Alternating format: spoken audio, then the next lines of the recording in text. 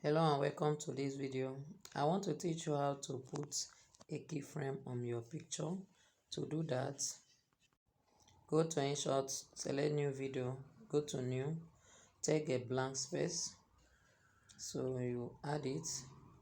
You can expand it for the course of what you want to do. So I will put picture on picture, that's peep. I'll select the picture.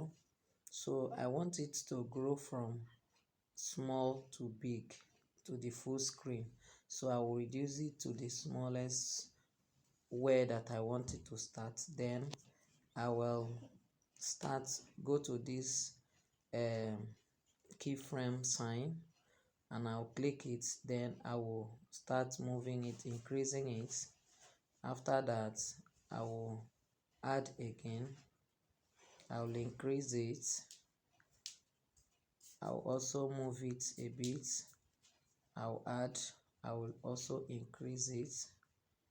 So if you are the one doing it, you continue doing it like that until you get your desired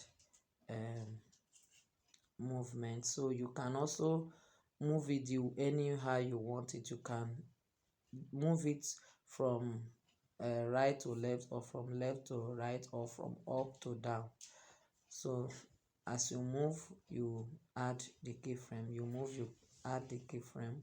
So for me, I want it to grow from small to big, so that is why I was growing it like that. If you just want it to grow once, you just touch it once and it will grow. So let's play and see what we have been able to do.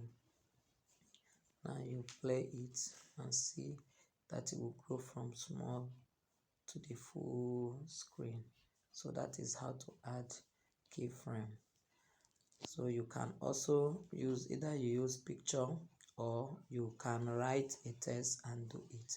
Let's also use text for that. So after typing your text, you go to the keyframe, you shift it. I want it to move from down to up. I will add a keyframe. I'll push it again to the up. I'll add another keyframe. I'll push it again. This is the movement I want it to be. I'll keep adding, moving it until the way I want it. So I want to move it to the end now. I move it to the end. I'll add another keyframe. Then I'll bring it to where I want it to stay. I'll bring it here. So I'll add again for it to move right and back. I'll move it right and back. I'll add it and move it right and back. That's how I want it to move. So let's see how it goes.